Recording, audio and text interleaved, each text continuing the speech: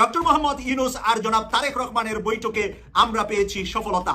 আমরা যা বলেছিলাম সর্বশেষ বৈঠক থেকে আমরা সেই সফলতাই পেলাম। আজকে ইতিহাস হবে বাংলাদেশ। তাহলে এই যে আলোচনা হয়েছে, কি নিয়ে আলোচনা হয়েছে? 100তে 100% আলোচনা হয়েছে। সব জল্পনা কল্পনার অবসান ঘটিয়ে লন্ডনে প্রফেসর ইউনূসের সাথে চূড়ান্ত ঘটনা ঘটে গিয়েছে। প্রফেসর ইউনূসের লাইফের প্রোফাইলে আরেকটা বড় ঘটনা ঘটলো, নোবেল প্রাইজ। ওরকমই আরেকটা অর্জন হচ্ছে। সবাইকে খুশি করলেন ডক্টর মোহাম্মদ ইউনূস। বৈঠকের অন্তরালে যা ঘটল, সেই বৈঠকে ঐতিহাসিক কটি সিদ্ধান্ত হয়েছে বলেও আমরা গণমাধ্যম মারফত জানতে পেরেছি। এই কথাটা কিন্তু কেউ বলবে না, শুধু একজন মানুষই বারবার বলে, দেশেও বলে, দেশের বাইরে যায়ও বলে। ওই পার থেকে এই পার থেকে অনেকেরই মাথা ব্যথা আরম্ভ হয়ে গেছে, চিৎকার আরম্ভ হয়ে গেছে, ভাই চিৎকার আরম্ভ হয়ে গেছে। কি পরিমাণ আত্মবিশ্বাস, নিজের সম্পর্কে কনফিডেন্স, সেলফ কনফিডেন্স থাকলে একজন মানুষ এরকম একটি মন্তব্য নিজের সম্পর্কে করতে পারে। এইভাবেই আমাদের অধ্যাপক ইউনূসের কিচ্ছু ক্ষতি হয়নি। দর্শক, অবশেষে ডক্টর মোহাম্মদ ইউনূসের সাথে তারেক রহমানের বৈঠক হয়েছে। বৈঠকে ডক্টর ইউনূসের সাথে তারেক রহমানের একই কাণ্ড হয়ে গেল, যা ভিডিওটি দেখলে আপনারা জানতে পারবেন। দর্শক, আজকের ভিডিওটি খুবই গুরুত্বপূর্ণ হতে চলেছে, তাই ভিডিওটি না টেনে একটি লাইক দিয়ে দেখতে থাকুন সম্পূর্ণ ভিডিওটি। আর চ্যানেলে নতুন দর্শক হয়ে থাকলে চ্যানেলটি সাবস্ক্রাইব করে আমাদের সঙ্গেই থাকুন। চলুন ভিডিওটি শুরু করা যাক। অবশ্যই চ্যানেলটি সাবস্ক্রাইব করে পাশে থাকা বেল আইকনটি বাজিয়ে দিতে ভুলবেন না। মোহাম্মদ ইউনূস আর জনাব তারেক রহমানের বৈঠকে আমরা পেয়েছি সফলতা। আমরা যা বলেছিলাম, ডাক্তার পিনাকি ভট্টাচার্য, সাংবাদিক ইলিয়াস হোসেন এবং আমি সহ আমরা যারা সোশ্যাল মিডিয়ায় কাজ করি, আমরা যে বলেছিলাম একটি 1-to-1 বৈঠক চাই তারেক রহমান এবং ডক্টর মোহাম্মদ ইউনূসের। আমরা প্রথম দিকে দুঃখ পেয়েছিলাম যে এখানে কেন বাংলাদেশ থেকে ভারতীয় এজেন্টের লোকেরা উপস্থিত হয়েছেন, কিন্তু এটা ছিল প্রথম দিকে শুধুমাত্র সৌজন্য সাক্ষাৎ। তার পরবর্তীতে ম্যাক্সিমাম টাইমটা তারা রুদ্ধদ্বার বৈঠক করেছেন 1-to-1। দর্শক, আমরা সরাসরি বলেছিলাম যে আমির খসরু মাহমুদ চৌধুরী কেন বাংলাদেশ থেকে লন্ডনে আসছেন। এই তারেক রহমান এবং ডক্টর মোহাম্মদ ইউনূসের বৈঠকে আমরা অন্য কাউকে চাই না, ভারতীয় কোনো দালাল এবং কোনো ব্যক্তি সেখানে উপস্থিত থাকুক আমরা চাই না। সাংবাদিক ইলিয়াস হোসেন ভাই ঢাকা থেকে আমির খসরু রওনা দেওয়ার পর বলেছে লন্ডন বিএনপিকে যে আপনারা আমির খসরুকে একটি নাইট ক্লাবে ঢুকিয়ে দেন, সেজন্য সেখানে আনন্দে ফুর্তিতে থাকে, সেজন্য এই বৈঠকে না থাকে। ডাক্তার পিনাকি ভট্টাচার্য বলে দিয়েছেন যে এখানে ভারতীয় কোনো এজেন্ডা বাস্তবায়নের জন্য সেই পক্ষের কোনো ব্যক্তি, কোনো তৃতীয় ব্যক্তি যেন এই বৈঠকে না থাকে। সর্বশেষ বৈঠক থেকে আমরা সেই সফলতাই পেলাম। শুধুমাত্র আনুষ্ঠানিকতার জন্য, স্বাগত জানানোর জন্য তাদেরকে নিয়ে একটি হলরুমে বসেছিলেন ডক্টর মোহাম্মদ ইউনূস এবং তারেক রহমান। তারপরেই তারা চলে গিয়েছেন একটি প্রাইভেট রুমে, যেই রুমের ভিতরে তারা দুইজন ছাড়া আর কেউ ছিলেন না।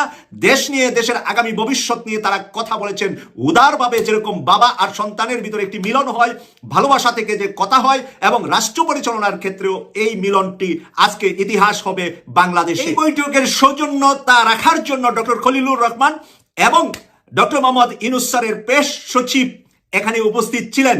আমরা তাদেরকেও কিন্তু চাইনি এই বৈঠকে থাকুক, কারণ শফিকুল আলমকেও আমরা প্রথম থেকেই বলে আসছি সেও ভারতের এজেন্ডা বাস্তবায়নের জন্য চেষ্টা করে। পেশ সচিবের উপরে রয়েছে আমাদের অনেক অবিশ্বাসের বিষয়, সেই কারণে আমরা চাইনি পেশ সচিব শফিকুল আলম, ডক্টর খলিলুর রহমান নিরাপত্তা উপদেষ্টা তিনিও থাকুক, এবং আমরা আমির খসরু মাহমুদ চৌধুরী এবং আরো একজন তাদের অপরিচিত ফিগার আমাদের কাছে এখানে ছিলেন, কিন্তু তারা ছিলেন মাত্র রিসেপশন করার জন্য।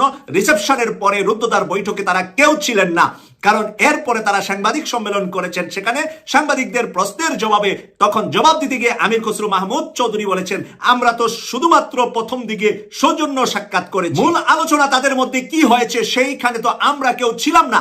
সাংবাদিকদের প্রশ্নের জবাবে বের হয়ে এসেছে আমাদের বিজয়ের কথাটি, কারণ আমরা সেই বিজয়টাই চেয়েছিলাম যে একটি রুদ্ধদ্বার বৈঠক হবে 1-to-1।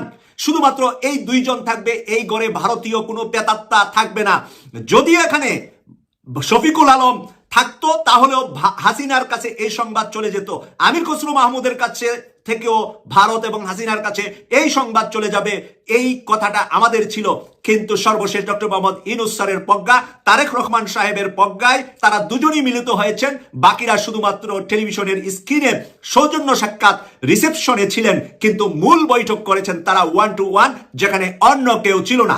এখন যত নিউজে, যত কিছুতে যা কিছু আসবে সবগুলার 90% আপনারা বুকাস মনে করবেন, কারণ ওই জায়গায় আল্লাহর ফেরেশতা ছাড়া আর কেউ ছিল না। তাই শুনলে আল্লাহর ফেরেশতারা শুনছে, আর ফেরেশতারা কোনো টিভিতে এসে টকশোতে এসে কথা বলে না, ফেরেশতারা রিপোর্ট দেয় আল্লাহর কাছে। তাই ওই আল্লাহর ফেরেশতা ছাড়া আজকের এই শুক্রবার দিনে আপনাদেরকে বলে রাখছি আর কেউ ছিল না। তাহলে তারেক রহমান সাহেবও কোনো মিডিয়ার সামনে এসে কথা বলেননি এবং বলবেনও না। কখনো তারেক রহমান সাহেব লন্ডনে আজকে এত বছরের মাঝে আমরা কখনো প্রেস মিটিং করতে ওনাকে আমরা দেখি নাই, প্রেসের সামনে আসেন নাই। কিন্তু এমনি ওনার সাধারণ সভা, জনসভা, ঈদ পুনর্মিলনী, রমজানের ইফতারি, বিভিন্ন সময় উনি বক্তব্য দিয়েছেন, সাংবাদিকরা রেকর্ড করেছেন, ছেড়েছেন। কিন্তু সাংবাদিকদের প্রশ্নের উত্তরে তারেক রহমানের জীবনে কোনোদিন লন্ডনে এত বছরের ভিতরে আসেননি। আর ডক্টর মোহাম্মদ ইউনূস স্যার সাংবাদিকদের সামনেও আসেন না, তার পেশ সচিব শফিকুল আলম সাংবাদিকদেরকে ব্রিফ করেন। তাহলে এই যে আলোচনা হয়েছে, কে নিয়ে আলোচনা হয়েছে? ভারতের বিরুদ্ধে ঐক্যবদ্ধতার বিষয়ে 100তে 100% আলোচনা হয়েছে। আলোচনা হয়েছে আগামী নির্বাচন নিয়ে। রমজানের আগে চাইছে বিএনপি, রমজানের পরেই এপ্রিল মাসের প্রথম সপ্তাহ, যেটাকে 5ই এপ্রিল হিসাবে আমি ঘোষণা দিয়ে রেখেছি, সেই 2টা তারিখই এখন হাতে আছে। এবং এই 2টা তারিখের ভিতরে খুব দূরত্ব নাই, রমজানের আগে আর পরে 1.5 মাসের ব্যবধান হতে পারে।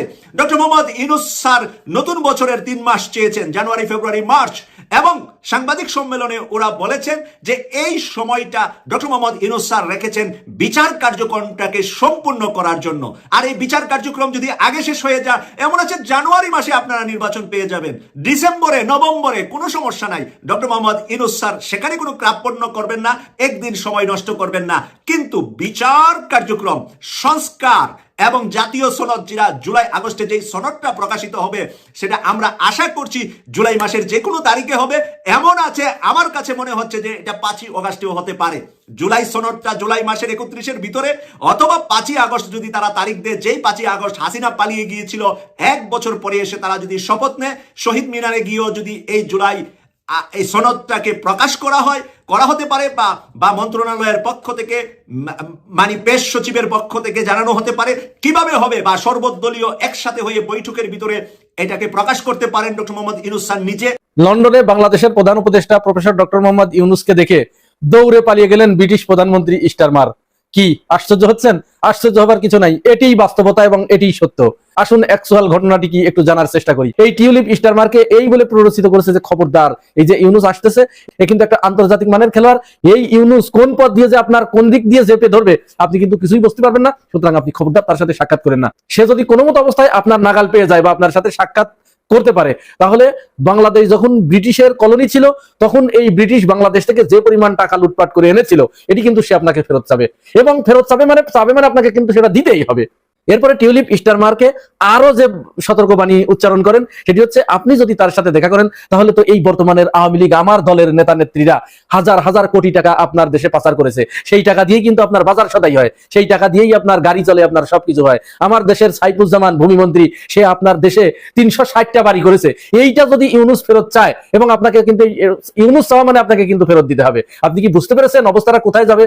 এই কথা শোনার সাথে সাথে স্টারমারের কলিজা থরথর করে কাঁপ শুরু করে দেয়, এবং সে তখন চিন্তা করে সর্বনাশ, হালা বাংলাদেশের তো অনেক লোককে দেখেছি, এরকম বিটকেল উপদেষ্টাকে তো কখনো দেখি নাই। আর ও যদি আমি আমার কাছে যা পাবে এইটা যদি ফেরত না দেই, তাহলে তো আমেরিকাতে নালিশ করবে, জাতিসংঘে নালিশ করবে, ফ্রান্সে নালিশ করবে, কাতারে নালিশ করবে, সৌদি আরবে নালিশ করবে, বিভিন্ন দেশে নালিশ করবে। তখন তো আমার গদিত টলটলায়মান অবস্থা। তারপরে টিউলিপের সাথে আমি যা করেছি, আমার যে ঘনিষ্ঠতা, এটা তো প্রচার করে দেবে যে ইউনূস বাংলাদেশে বসে আমার দেশের পার্লামেন্টারিয়ান টিউলিপকে সে এইভাবে গোল খাইয়েছে, নাস্তানা ভূত করে ছেড়েছে, তার গদি পর্যন্ত কাঁপিয়ে দিয়েছে, আমি তাকে বহিষ্কার করতে বাধ্য হয়েছি। সেই ইউনূস যদি আমার বিরুদ্ধে লাগে, তাহলে আমার অবস্থা কি হবে? স্টারমার তো বুদ্ধিমান, ও বুঝতে পেরেছে, এবং বুদ্ধিমান বলতে কি হলো, ভার মার্কা বুদ্ধিমান। এই ভার মার্কা বুদ্ধিমান হবার কারণে ও যদি প্রকৃত বুদ্ধিমান হতো, তাহলে হয়তো ইউনূসের হাতে পায়ে জড়ায় ধরতো যে ঠিক আছে, যা হবার হয়েছে, আপনার দেশ থেকে যে অর্থগুলো এসেছে এই 2009 সাল থেকে 2024 সাল পর্যন্ত আমি এটি ফেরত দেবো। তাহলে হয়তো এইটা বললে পরে ইউনূস ওই ব্রিটিশ আমলের কথাটা ভুলে যেত, ইউনূস হয়তো তখন ওইটাকে একটু ছাড় দিতে পারতো। কিন্তু এই ভার তো এটা বুঝতে পারে নাই, এই ভার দৌড়ে পালিয়েছে। তো দৌড়ে যখন পালিয়েছে, ইউনূস তো ছাড়ার পাত্র নয়। আপনারা নিশ্চিত থাকেন, ইউনূস হচ্ছে পাওনাদার। ইউনূস এই স্টারমারের কাছে তথা ব্রিটেনের কাছে যে হাজার হাজার কোটি টাকা পাবে, এই বাংলাদেশ থেকে আওয়ামী লীগের সেলা সামুন্ডারা, যে চোর সুটকা গুন্ডা বদমাইশ গুলো কোটি কোটি ডলার এই স্টারমারের কাছে দিয়েছে, এইগুলো ইউনূস আজ হোক কাল হোক ওখান থেকে কেড়ে আনবেই। পালিয়ে বাঁচার কোনো উপায় নাই। স্টারমার আপনি যেখানেই পালিয়ে যান, আপনার পালিয়ে বাঁচার কোনো উপায় নাই। আপনি টিউলিপের ফাঁদে পড়েছেন। আপনি জানেন না আওয়ামী লীগ কি জিনিস, আপনি জানেন না শেখ পরিবার কি জিনিস, আপনি জানেন না এই শেখ হাসিনা বা শেখ রেহানা এরা কি মাল, এরা যে পাতে খায় সেই পাতে হাগে। আপনি তো এটা বুঝতে পারেন নাই। সুতরাং আপনার বান্ধবী বলে আপনি তার কথা শুনে ইউনুসকে দেখে পালিয়ে গেলেন। আপনি যদি টিউলিপের কথা না শুনে ইউনুসের সাথে দেখা করতেন তবুও আপনার একটু রক্ষা ছিল, কিন্তু আপনি তো তা করেন নাই। আপনি টিউলিপের কথা শুনেছেন, আপনার বান্ধবীর কথা শুনেছেন, আপনার বান্ধবীর কথা শুনে আপনি পালিয়ে গেছেন। পালিয়ে গিয়ে আপনি বাঁচতে পারবেন না। বাংলাদেশের টাকা আপনাকে ফেরত দিতেই হবে। আওয়ামী লীগ এদেশ থেকে যে পরিমাণ টাকা চুরি করে নিয়ে আপনার ব্যাংকে জমা রেখেছে, আপনার পকেটে জমা দিয়েছে, সেই পরিমাণ টাকা আপনাকে ফেরত দিতেই হবে। ফেরত না দিয়ে কোনো উপায় নাই, কোনো উপায় নাই, কোনো উপায় নাই। কারণ আপনি আজ ক্ষমতায় আছেন না, আপনার বিরোধীরা কিন্তু আপনার পিছনে পিছনে ইউনুসের সাথে দৌড়াচ্ছে আপনাকে ধরার জন্য। তারা ইউনুসকে বলেছে যে ইউনুস তুমি আসো, আসি আমরা তোমার পাশে। এই চোরদের আমার দেশে কোনো জায়গা নেই। সব জল্পনা কল্পনার অবসান ঘটিয়ে লন্ডনে প্রফেসর ইউনুসের সাথে চূড়ান্ত ঘটনা ঘটে গিয়েছে।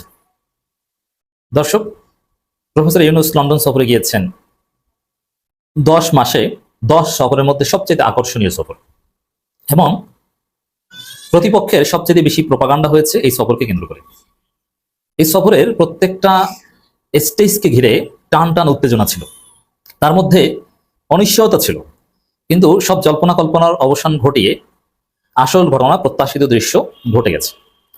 দর্শক, আওয়ামী লোকজনের পক্ষ থেকে প্রচারণা চালানো হয়েছিল যে ব্রিটিশ রাজা যে পুরস্কার দেবেন, চার্লস হারমোনি, কিং চার্লস তৃতীয় হারমোনি পুরস্কার, সেখানে ইউনুসের নাম নেই। কয়েকদিন যাবৎ নগ্নভাবে এই প্রচারণা চালিয়েছে যে ইউনুসের নাম নেই, ওটা পাবেন না। কিন্তু শেষ পর্যন্ত দেখা গেল রাজকীয় অনুষ্ঠানের মধ্য দিয়ে, অত্যন্ত হৃদ্যতাপূর্ণ পরিবেশে, ব্যাপক আয়োজনের মধ্য দিয়ে প্রফেসর ইউনুসকে বিশ্ববিখ্যাত প্রেস্টিজিয়াস এই মহান কিং চার্লস তৃতীয় পুরস্কার প্রফেসর ইউনুসকে ব্রিটিশ রাজা দিয়েছেন। শুধু দিয়েছেন তা না, 1-to-1 বৈঠক করেছেন, আন্তরিকতা দেখিয়েছেন, বন্ধু, পুরনো পরিচিত লোকজন। আগে প্রফেসর ইউনুসের বইয়ের ফরওয়ার্ড লিখে দিয়েছে। এই যে কিংস চার্লস হারমোনি অ্যাওয়ার্ড পাওয়া, প্রথমে বলেছিল যে তালিকার নাম নেই, তারপরে বলছে যে এটা কিছু না, আবার এও বলছে যে ব্রিটেনের ইতিহাসের সবচাইতে অজনপ্রিয় রাজা, সে পুরস্কার দেয় ইউনুসকে। আর এটা কি একটা এনজিও তৈরি করেছে, সে এনজিওর আন্ডার পুরস্কার, ওটা কোনো গুরুত্ব নাই, বুঝতে পারছেন? কিন্তু সব ছাপিয়ে প্রফেসর ইউনুস যে প্রেস্টিজিয়াস পুরস্কার পেলেন, প্রফেসর ইউনুসের লাইফের প্রোফাইলে আরেকটা বড় ঘটনা ঘটলো। নোবেল প্রাইজ, এই কিংস, এর আগে ইউএস কংগ্রেশন গোল্ড পেন, নানান কিছু পেয়েছেন, ওরকমই আরেকটা অর্জন হচ্ছে এই কিং চার্লস তৃতীয় হারমোনি পুরস্কার। এটা যাতে না পায় অনেক চেষ্টা করেছিল। এখন ওরা তো ওদের সবকিছুর মুখে চুনকালি করেছে। যে ব্রিটিশ এমপি হিসাবে টিউলিপ সিদ্দিকী চিঠি দিয়েছিল যে আমার সাথে দেখা করবেন, কিন্তু প্রফেসর ইউনুসের সাথে ঠিকই অল পার্টি পার্লামেন্টারিয়ান মেম্বার্সরা দেখা করেছে, কিন্তু টিউলিপ ছিল না। আবার শেষ পর্যন্ত এই চার্লস হারমোনি পুরস্কারও পেয়েছেন, কিন্তু ব্রিটিশ প্রাইম মিনিস্টার স্টারমার তার সাথে দেখা করেননি। এই জায়গাটা আবার খুব আনন্দের সাথে, মানে এরা কতটা শিশু পলিটিক্যাল অ্যানালিস্ট বা রাজনীতি কতটা শিশু দেখেন। ব্রিটিশ প্রাইম মিনিস্টার আব্বা প্রফেসর ইউনুসের সাথে 1-to-1 বৈঠক করেছে, 1-on-1 বৈঠক করেছে, আধা ঘন্টা শুধু ব্যক্তিগত কথা বলেছে, তাকে পুরস্কার দিয়েছে, বন্ধুত্ব সুলভ আচরণ করেছে। এটা পৃথিবীর ইতিহাসে একটা ব্যতিক্রমী দৃশ্য। এই পুরস্কার সবাই পায় না। প্রফেসর ইউনুসের সারা জীবনের অর্জনের একটা স্বীকৃতি পেল। ইউনুস আর উচ্চতায়। দর্শক, সম্পূর্ণ ভিডিওটি দেখলেন, আশা করি বিষয়টি বুঝতে পেরেছেন। এই নিয়ে আপনার গুরুত্বপূর্ণ মন্তব্যটি অবশ্যই কমেন্ট বক্সে জানিয়ে দিবেন। ধন্যবাদ।